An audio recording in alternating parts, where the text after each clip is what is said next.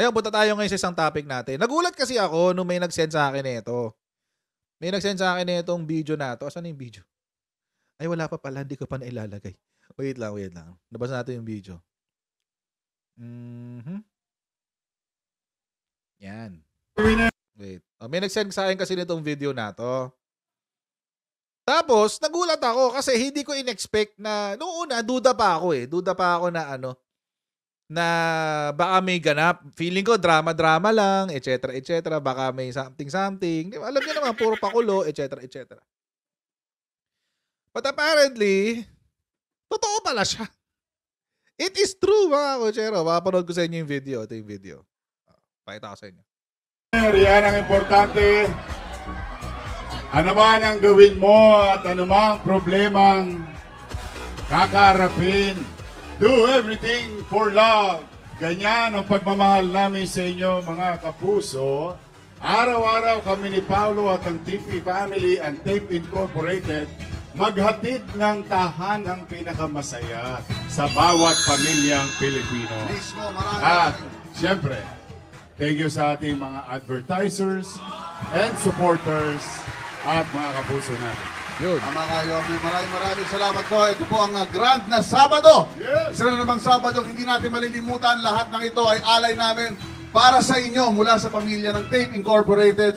Ang tagahatid ng tulong saya at anli sorpresa mula pa noong 1979 sa pamamagitan ng Itbulaga hanggang ngayon. Talagang di nila, dito talagang di nila binitawan yung credit sa Itbulaga. Simula 1970 something.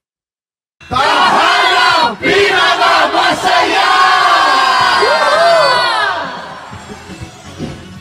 Tahanang pinakamasaya! Sino ang pinakamaingay? Sino ang pinakamaingay?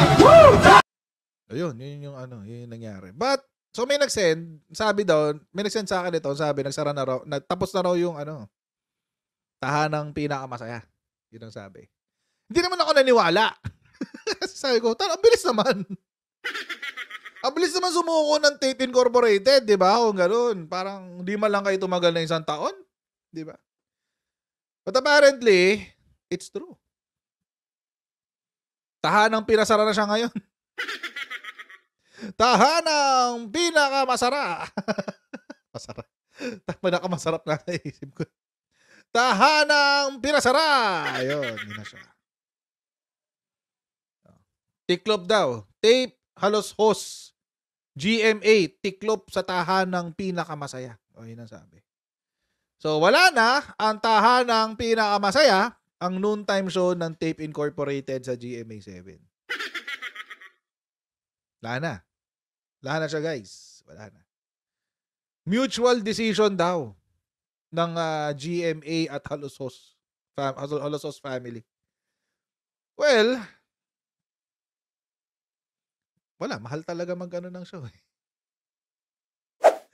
Anyway, bago tayo magpatuloy, mag-shoutout muna tayo sa mga kaibigan natin sa Sendwave! Yan, sa mga nasa US, UK, Canada, Italy, France, Spain, Ireland, and Belgium ay pwede na magpadala sa Pilipinas ng inyong mga remittances nang wala pong remittance fees gamit ang Sendwave. Ang gagawin nyo lang ay i-download ng Sendwave app, gawa kayo ng account, ilagay nyo ba ang account details dyan, at pwede na magpadala sa GCash, sa mga bangko, at iba't ibang mga pawn shop sa bansa. At kapag ginamit nyo pa nga yung promo code ng Coach Jarrett, ayan, ay makakuha kayo ng karagdagang $20 free credit. Kaya gamitan na sa Sendwave for all of your remittance needs. Okay, alright. Mahal eh. Ayon sa source na nakausap ng Abante, napakalaki ng gastos sa nasabing noontime show kaya nagdesisyon sila na tapusin na yun. Hindi na afford. Hindi na pala nila afford yung noontime show. Yun pala yun. Yun pala yung naganap. Eh kung kasi inalagaan nyo na lang yung Itbulaga, di ba? Kung inalagaan nyo yung dati yung talent, o di, wala kayong problema. Eh, kaso ngayon, wala. May problema kayo. Problema nyo ngayon yan. So, yun na naganap. And apparently, mga kochero, meron na raw itong kapalit. Imagine. Imagine, may kapalit na agad. May kapalit na raw agad. Oh, may kapalit na. March 3. Kakabalita lang kahapon na pinasara na sila. Ngayon, meron na silang kapalit. Grabe, ang bilis ng buhay sa showbiz, guys. Parang wala kang parang wala kang halaga. Di ba? Parang wala May kapalit na raw, sabi. Usap-usapan sa social media ang posibleng last day no March 2. Posible pa lang naman, although kinonfirm na kanina. Sa ilang social media posts ay nakasaad na maglalabas ng joint statement ang Kapuso Network at Tape bukas. Mamaya, in a few hours. So, maya-mayang konti. Siguro mamayang umaga, di ba? Hindi natin alam.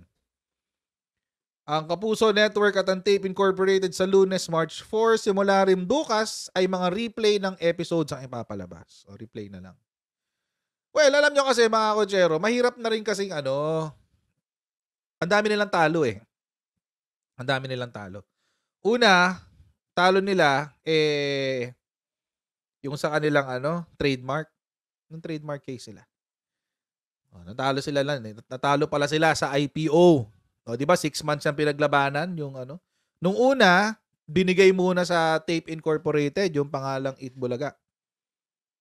So, but eventually, pagdating ng December, binawi ng Tape ng IPO Philippines yung nangyari, yung pagbibigay nila una kasi nga it's ministerial kumbaga, pag meron nag-apply ng ng IP at wala namang problema sa papeles, the IP office is compelled to approve the application. Wala silang choice. Hindi sila valid valid yung mga papeles But apparently, umapila ang kampo ni EAT, ni Eat Bulaga, ni EAT. And dahil dun sa apela, binawi yung yung registration, yung IP registration sa Tape Incorporated, ibinigay sa EAT. So yun. So ito yung una nilang talo. Medyo mabigat na to. Ito yun, yung mukong na yan, Yan, yung mukong na yan. Anyway, galit na galit sa Jollibee. But anyway, so yun na nga. Pangalawa nilang talo yung sa korte. Ito yung medyo mabigat, yung sa court. Marikina Court enjoins Tape Incorporated and the GMA from using Eat Bulaga trademark. Ito yung pinakamabigat sa palagay ko. Kasi korte to Talo sila sa korte. Yun naman hindi dito. Natalo sila sa korte. Yung IP,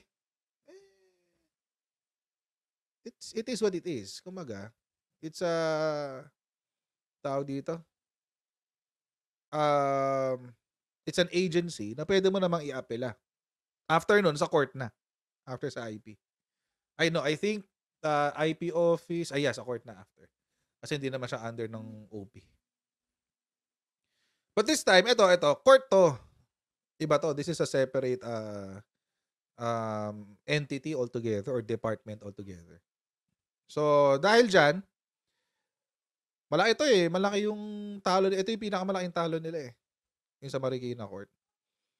Although wala naman yatang hiningin damages yung kabila, yung grupo ni grupo ng EAT. Parang wala naman silang hiningin damage.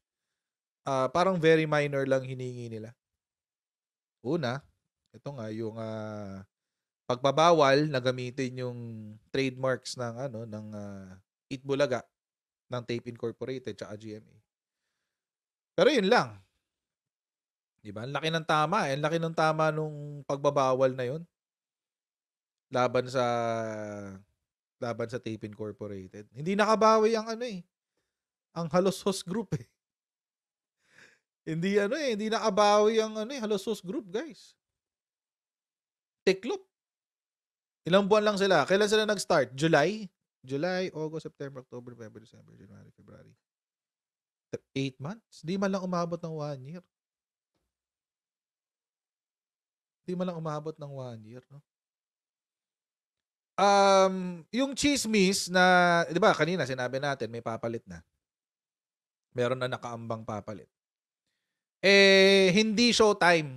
Hindi showtime. Yun ang chismis na hindi showtime ang papalit. It is not showtime. Ano yung papalit? Baka yung... Saan na yun? Saan na yun? Ay. TikTok clock ang posibleng pumalit. Ayan, TikTok clock. Ito yung kay ito yung kay pangalan niya, yung anak ni Edo Manzano. Kay Luis. Ito yung kay Luis Manzano, yung TikTok clock. Yun ang chismis. So naging emotional daw yung buong host ng Tahanang Pinasara. So replay episodes na next year. Ang dahilan ay sa lumubong utang ng Tape Incorporated sa GMA7. Ayun, ay 800 million, guys. Ang bigat.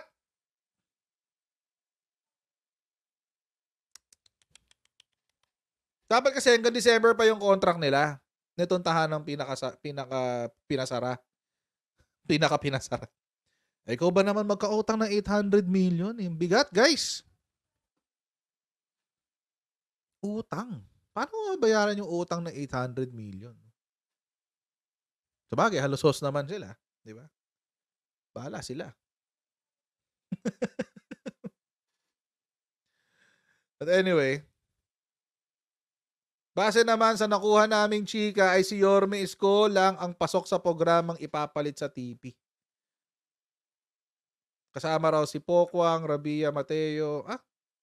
Pokwang. Kuya Kim. TikTok lock daw ipapalit kaya binuhay nila ang tanghala ng kampiyon. Okay.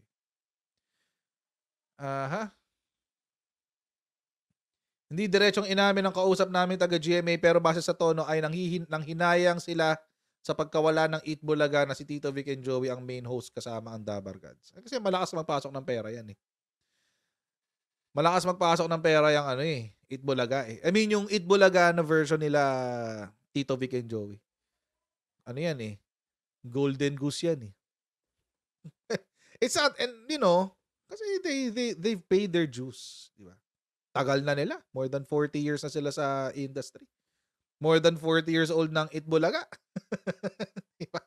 So, they've paid their dues sa industriya. Kaya maraming sumusuporta pa rin sa Eat Bulaga. And wala, ganun talaga. It's business, guys. It's business. Wala na rin yung Facebook tsaka YouTube channel. Ganun talaga. Business yan eh. Business is business. Kung lugi ka o di wala, lugi ka na. Diba? 800 million. Paano mo babayaran 800 million na utang? De-declare ka ng bankruptcy nun. Wala na.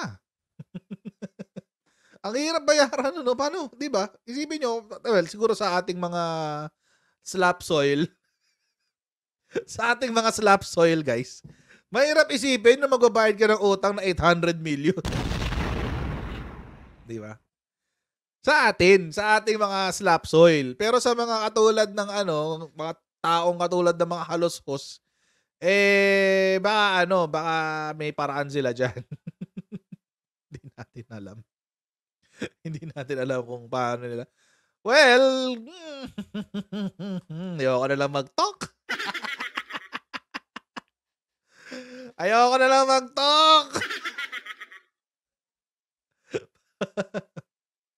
Posibleng sa slap soil kunin ang pambayad. Yan na nga iniisip ko eh. Sabi ni sana yun? Sana yun? Nasaan yung comment mo? Ayan, si 07.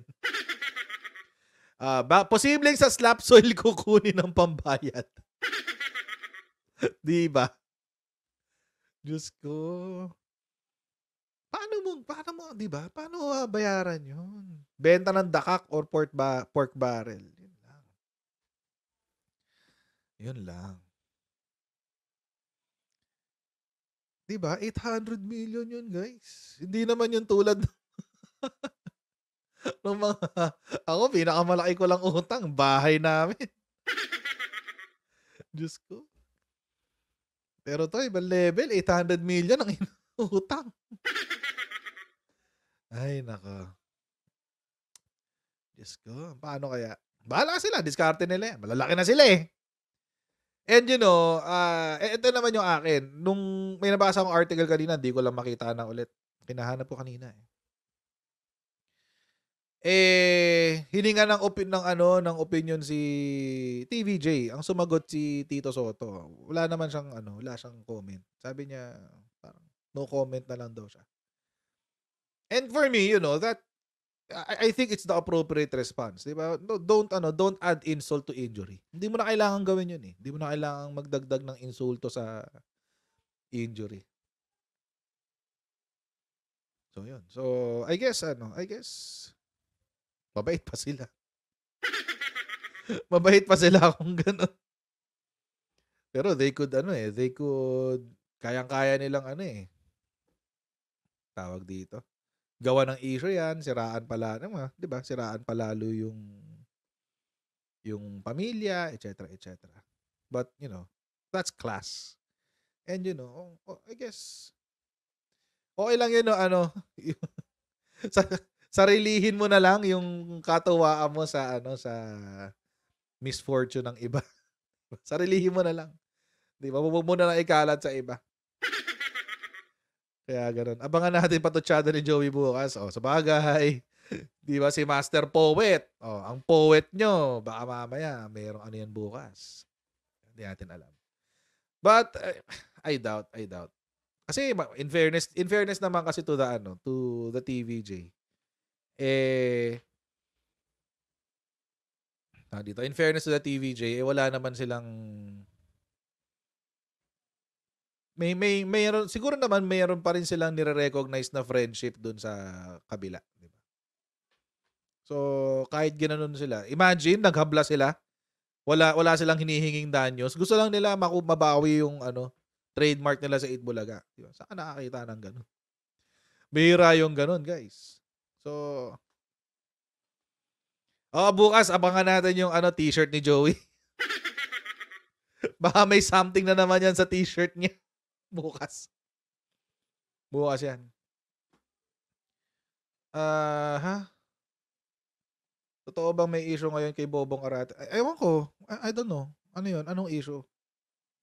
So maraming pong salamat sa inyo patuloy na pagsuporta sa ating channel. Huwag niyo pong kalimutan mag-like, mag-share, at mag-subscribe sa ating Coach Jared YouTube channel.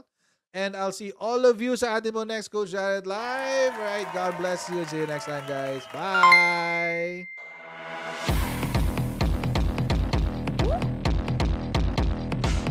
Huwag ganun. Huwag natin gawing tanga mga Pilipino. Mas maganda kasi nasa lugar ka ng tama kaysa yung pinipilit mo yung pagkakamali.